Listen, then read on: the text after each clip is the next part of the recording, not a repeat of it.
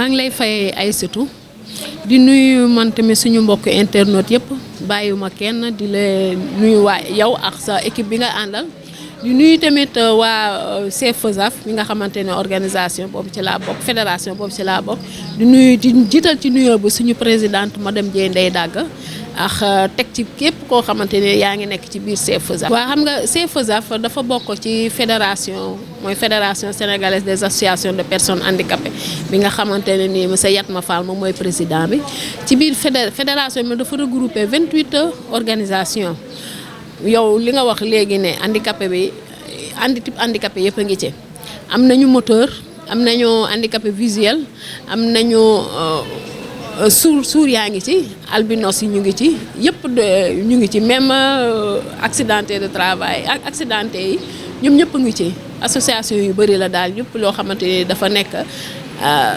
dañoo laal ci affaire handicap ñoom ñoo nekk ci kii bi ñoo bokk ci fédération bi léegi ci biir fédération boobu nag jigéen ñi dafa am kuréelu jigéen bu ci nekk kuréelu jigéen bi nag moom la ñu tuddee le comité des femmes de la fédération mooy CFESAF madame Dieye Ndeye Dagga jiite ko comme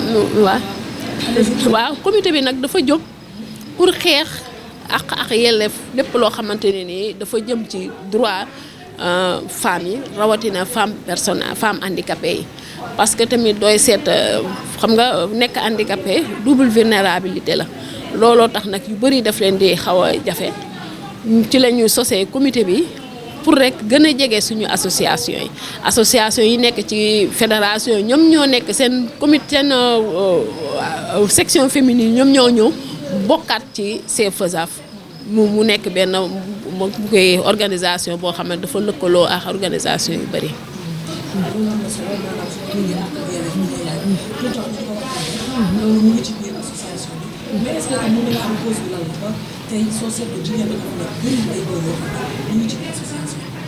waaw xam nga dañu ne comité des femmes comme dañu ne comité des femmes looloo tax xam naa tey nga fekk fi ay jigéen kese mais tamit ñun li ñuy naan masculinité positive dañ koy def dañuy am ay góor parce que tamit fokk nga am ay góor yoo xamante ni ñooy ñëw di la dooleel même ñu ngi nekk ci biir fédération bi tamit am na ay góor yi nekk ci fédération yenn say day am ñuy ñëw wàll si fii di ñuy jàppale gis nga fi tey Aziz moom mooy defal langage langue de signes yi waaw pour sourds yi moom mooy ñëw moo leen defal traduction bi looloo tax tey nga fekk fi ay jigéen kese parce que dañ ne comité des femmes looloo tax.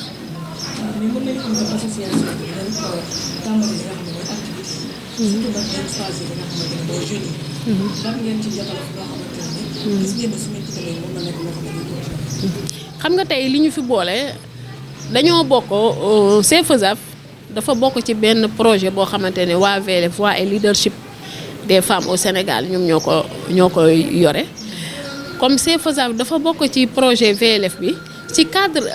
ci biir projet boobu nag ci la ñu mën a tey benn activité bu mu tudd le mentorat des jeunes filles du comité comme dañu ne fokk ñu def travailler ci la relève générationnelle waajal suñu ndaw ñi ndaxte ëllëg tey ji ñoom ñooy continuer ji association yi mag ñi dafa am fu ñu yem ñu ñu demee ba mënatuñu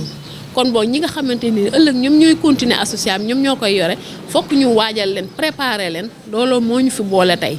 loo tax tey jii ñu woo suñuy ndaw yi woo tamit yenn responsable association yu mag yi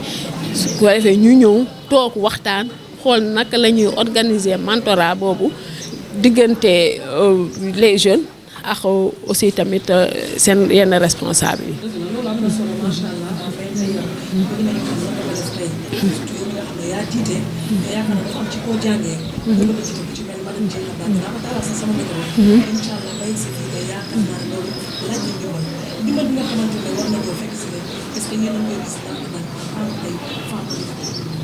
waaw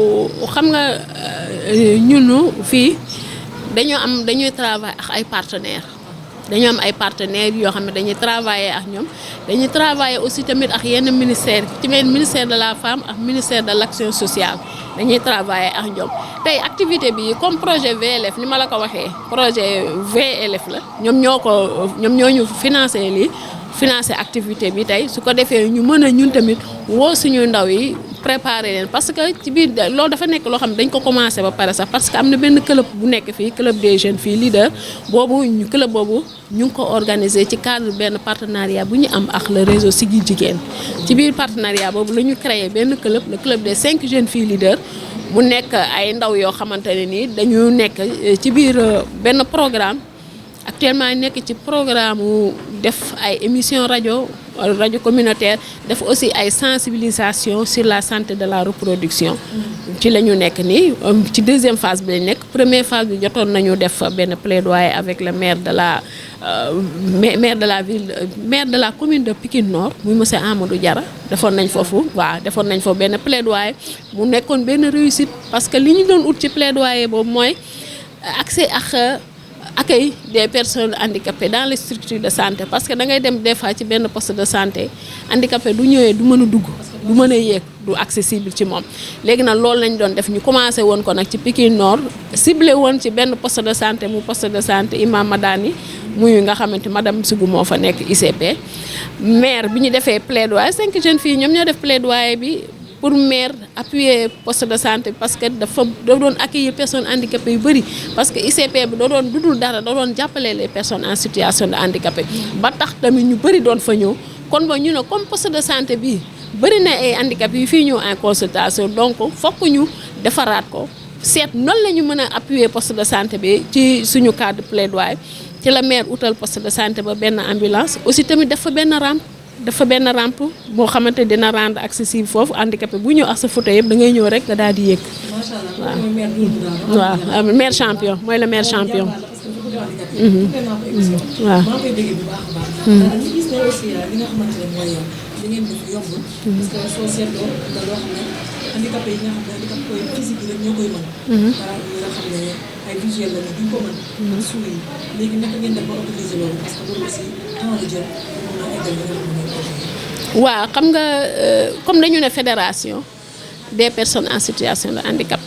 fédération bi handicapé yëpp ngi ci képp ko xam ne handicap am na visuel moteur a ngi ci même albinos yi ñu ngi ci parce que plaidoyer ba ki porté woon voix club bi albinos la woon waaw non ci club jeune fille yi albinos moo porté woon voix moom moo defoon disque non moom nag bi ñu commencé tuuti rek yàlla daf ko may chance ci Bamba la nekkoon yàlla may ko chance mu am benn bourse dem France jàngi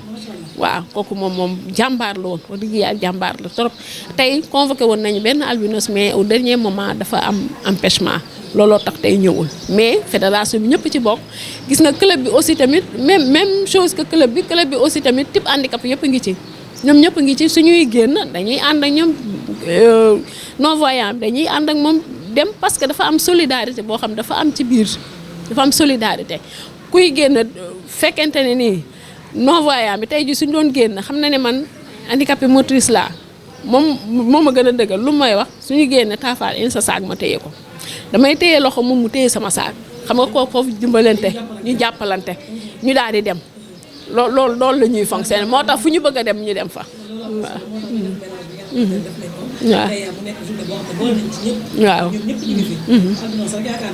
waaw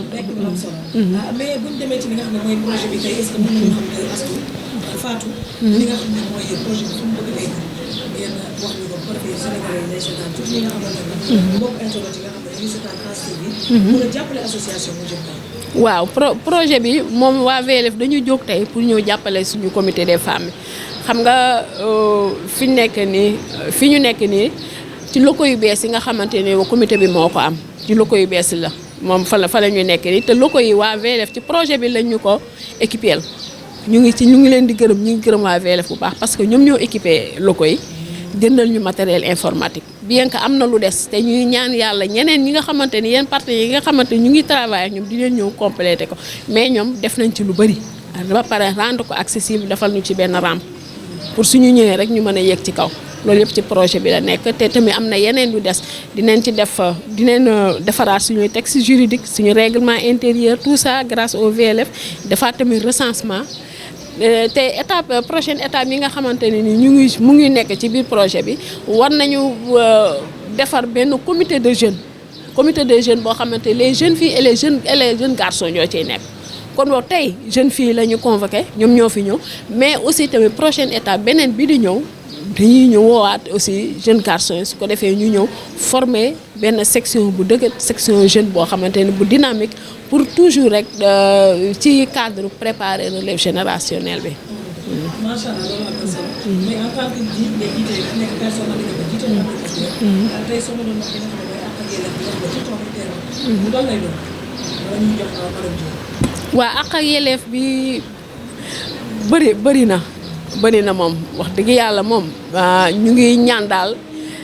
ñu gën ñu jàppale. ñu gën ñu jàpp parce que yow doo fi dégloo li nga fi déglu yëpp tey jeunes yi fi nekk ay jeunes yu ay cadre ay jeunes yu am niveau lañ yow déglu nga leen ay étudiantes ak ñu def seen formation jeunes yu bi fi nekk ñëpp amul kenn koo xamante ne nii yow tey jii ne amul lu même koo xamante ne nii jàngaloo école yaa ngi yor sa activité boo xamante ni moom ngay mëne kon boog ñu ngi ñaan di tàllal suñu loxo partenaire pour ñu ñëw jàppale jeunes yi comme ëllëg ñoom ñooy ñëw continuer ñu suñu comité bi téye ko kon boog dafa laaj aussi tamit ñu jàppale leen taxawale ñëw fekk ci comité bi jàppale présidente ci li nga xamante liggéey bi nga xamante moom lay def ñuy ñaan yàlla tamit amaat yeneen partenaires yoo xam ne yu mel ni VLF parce que partenaire bu mel ni VLF su fekkee te dañoo amaat yeneen partenaires yu mel noonu kon defe naa comité bi dina gën a jëm kanam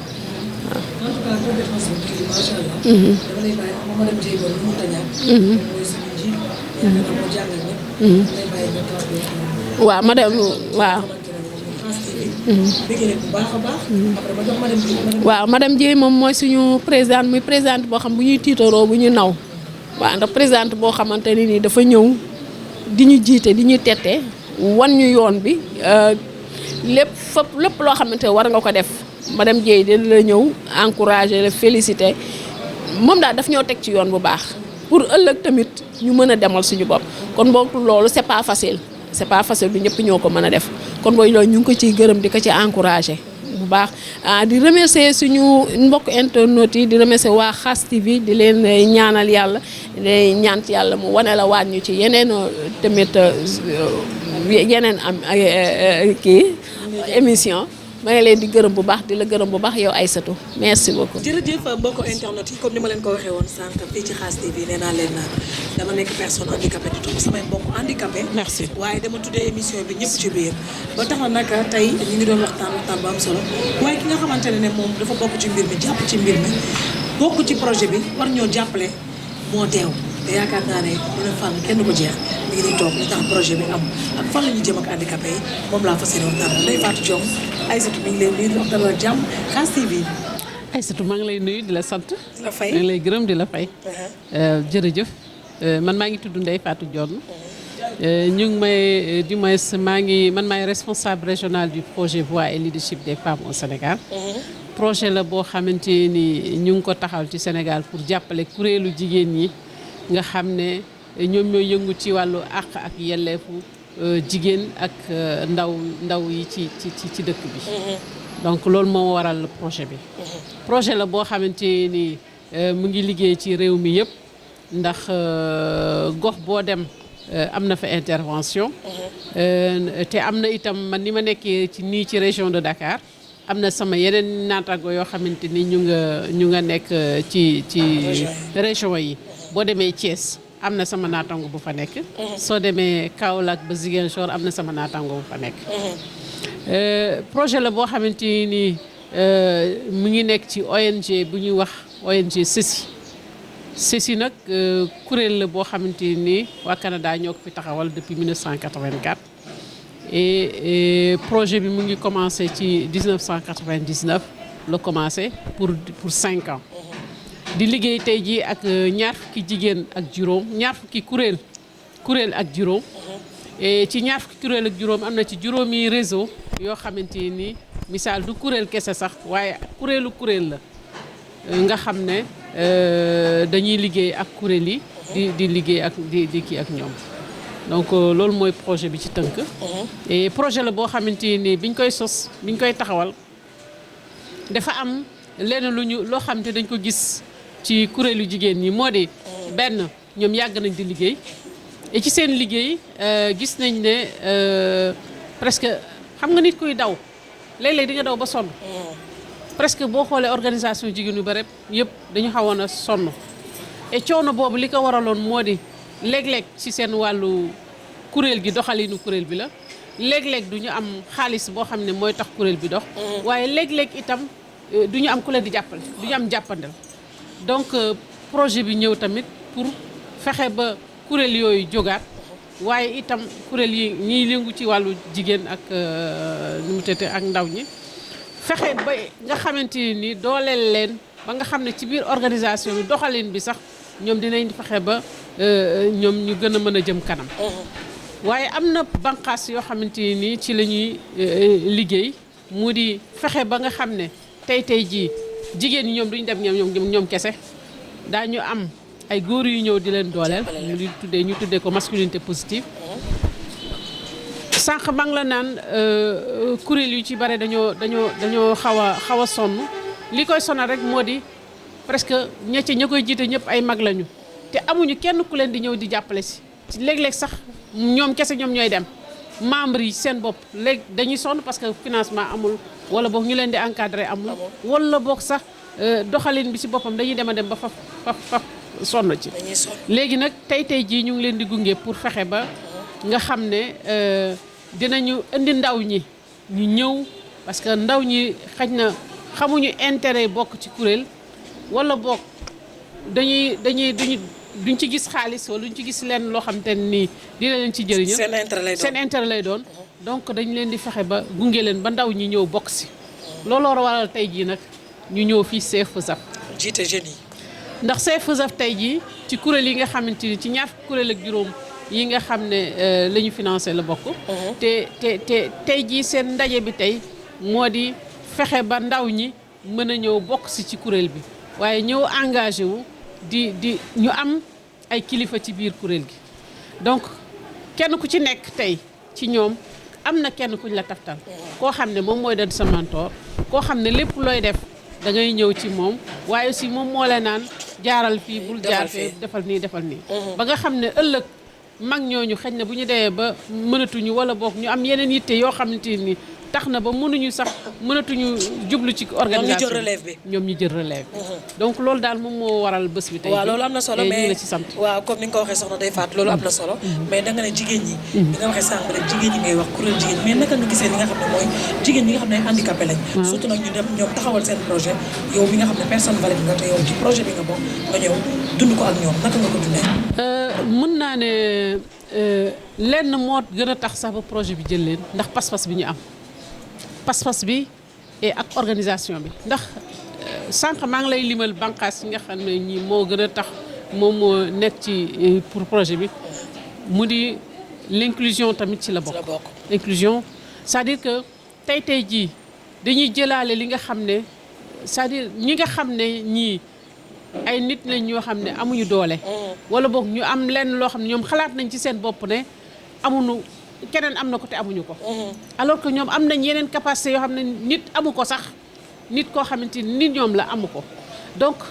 ci loolu dañ leen di accompagner ba nga xam ne tey kuréel bi nga xam ne moo di CFESAF parce que kuréel la ci biir kuréel te ñoom ay jigéen kese lañu seen organisation moo ñu gën a moo ñu gën a xëcc à ce que ñu ñëw boole leen ci organisation yi nga xam ne ñoom ci lañ donc ay jigéen yu am pas-pas lañu waaye li ci am solo moo di ñi nga xam ne ñoo ko jiiteel ñoom ils sont très engagés engagement te nag itam li ci am solo moo di tey plan d'action bi nga xam ne parce que ñoom projet bi daf leen di encadré ba juróomi at plan d'action bi nga xam ne ñoom ñu ngi koy dérouler ci temps et aussi ñu ngi respecté seen liggéey donc loolu itam lu ñuy gën a ñaax la ñun ci daf ñuy gën a yombal liggéey bi dañuy gën a dooleel suñu wàllu liggéey ndax bu fekkee da ngay ñëw ne da ngay jàppale nit fekk kooku moo la gën a sawar sax ci gën la bëgg li nga xam ne loolu nga koy jàppale donc loolu dafay daal di yombal liggéey bi te day yokk résultat loolu am kon gis nga ne handicapé daal capacité baa ngi fi waaw xam nga lenn moom la nit ñi am kenn ku ci nekk am nga handicap kenn ku ci nekk am nga handicap et handicap c'est très simple moo di ne am na loo xam ne manqué nga ko la nga manqué sa morom moo la ko mën a indil te aussi aussi il faut que nit ñi bàyyi xel ci benn mbir. moo di ne ñun chaque fois il faut que ñuy xalaat di nekk benn. di xalaat di booloo. te tey jii projet bi loolu lay de dafay fexe ba lëkkaloo bi di am ci diggante kuréel yi. tey jii CFESAF mu ngi bokk ci benn kuréel. kuréel boobu mu ngi bokk feneen ñoo ñëpp ñu ngi lëkkaloo pour fexe ba xool àq ak yelleefu jigéen àq ak yelleefu ndaw yu jigéen ñi. loolu la ñuy def ba mu macha allah am na solo ñu bëggoon xam projet yi naka la doxalee foofu naka lañ koy nan lañ koy xamee daal nan lañ ciy jàppee. waaw xam nga sànq maa ngi lay expliquer projet bi. am nañ lu ñu tuddee yenn service yoo xam ne dañ koy joxe moo di am na ay fonds yoo xam te ni dañ koy jàppale jigéen ñi. tey jii fonds bi ñu tuddee fonds pluriannuel misaal ci ay at yu bëri la ñuy jàppale kuréel bi CFESAF ci la bénéficié wu moom daa ñëw ñu fexe ba toog ñoom dañoo saytu seen bopp dañ leen gunge ñu saytu seen bopp boo saytu sa bopp mooy ne man maay kan nan laa mel est-ce que man ni ma war a mel naa noonu est-ce que ni ma war a doxee naa noonu ñu defal leen saytu boobu tax ba biñ ci génnee ñoom ñu daal di génnee lépp loo xam ne mooy seen néew ji doole waaye génne itam ci fa seen doole ëppee tey fa nga xam ne foofu la seen doole ëppee ñu seet nu ñuy def ba doole boobu gën a taxaw waaye fi nga xam ne foofu la ñu gën a néewee doole ñu daal di koy ne kat ñun kat pour suñu néew ji doole ji jege fi ci wàllu koom-koom ci wàllu organisation ci wàllu am xaalis ci wàllu lëkkaloo sax ak ñeneen nan la ñuy def ba ñu doxal ko ñu daal di élaborer daal di bind benn tableau benn plan d'action. plan d'action boobu moom mooy tax ba tey jii fii ba juróomi at ñun ci loolu lañ leen di gunge xaalis la boo xam ne dañ ko teg pour ñoom. très bien. mais am na leneen lu ñu tuddee fonds rapide et réactif. fonds rapide boobu ci laa doon jëm. fonds rapide et réactif nag moo di ne man kuréel laa. bokkuma sax ci ñaar fukki kuréel yi ak juróom yi nga xam ne ñoom la ñu tànn moom la projet bi di liggéeyal. waaye juróom benn weer yu nekk projet bi dafay daal di ubbi ne man kat am na xaalis bu fi nekk pour kuréel yi nga xam ne dañuy liggéey ci àq ak yelleefu jigéen képp koo xamante ne am nga projet pour ñetti weer nga xam ne dafay wuyu ci lépp loo xam ne ci ñun ci suñu domaine d'intervention nga déposé. macha allah bu ñu ko déposé après nag am na comité boo xam ne ñun sax ñun ñi ci nekk ci projet bokkuñ ci ay kuréel yoo xamante ni ñoo ca bokk ñooy tànn bu ñu tànnee ne kat dossier bi baax na ñun ñu jël dossier bi daal di defal financement. tey jii yàlla def na ci biir CFESAF am na seet benn kuréel boo xam ne ñoom déposé woon nañu membre la ci CFESAF ñu déposé woon jàll nañu te bientôt ñoom normalement seen xaalis jot nañ ko. très bien et actuellement ñoom dinañ mener seen activité pour 3 mois. macha allah te xaalis la boo xamante ne. du lu loo xam ne dañ leen koy lebal. du remboursé déedéet duñ ko remboursé mais dañu am jafe-jafe seen biir kuréel ñu war a doxal loolu pour seen jafe-jafe boobu dem léegi nag ñu mën ci profiter ba ñu mën a régler en 3 mois ce problème là. ñu daal di kii donc loolu kii la am na aussi leneen lu ñu tuddee fonds réseau. fonds réseau boobu nag pour réseau yi la. misaal kuréel yi nga xam ne. ñoom dañuy liggéey suñuy partenaire lañu wala yeneen partenaire mais ñu fexe ba nga xam ne nan la ñuy def ba lëkkaloo nu ñuy def ba mën a waxtaane seen i jafe-jafe ak ñeneen pour que seen problème yooyu mën a faj donc ci plaidoyer lay liggéey ak aussi fexe ba nga xam ne synergie d'action ñu mën a lëkkaloo mën a kii donc globalement loolu mooy. merci beaucoup ñu leen di sant di leen gërëm. merci ñu ngi lay jaajëfal bu baax a baax. comme yow fan sa Xaas TV nga sax yow macha allah moo tax wax jàmm na solo rafet na ñu ngi lay bëggee bu baax a baax. merci c'est à moi de vous remercier. merci beaucoup merci. jërëjëf mbokki internet yi gis ngeen comme day Fatou lu wax macha allah leeral na ba tax na ñoom boole nañ ci li nga xam ne mooy personne handicapée parce que gis nañu compétence bi. moo tax ñu boole leen ci te it xam naa dinañ ci am ndax handicapé yi dañu am jom te dañu gëm seen bopp. léegi rek xam naa ma daal di tàggoo tuuti rek ak sama gars yi. bu ko defee bëgg leen remercier leen ok donc maa ngi leen di remercier ndax occasion bi ngeen may kii ñoom parce que liggéey boo koy liggéey te fësaloo ko du dem te ñoom li nga xamante ni moom la ñuy def ci terrain bi laaj na aussi constamment nit ñi di ko fësal te lii ngeen leen defal ni occasion la et ça ne fait que faire du moins développer la promotion de l'organisation. Et ñun ci loolu lañ leen di ñu ngi leen di remercier quand même ci encadrement moom di ñaan itam ñoom saa yu ñu amee activité ngeen ñëw fësal ko aussi. Donc merci beaucoup. merci beaucoup merci Ndeye Fatou jërëjëf.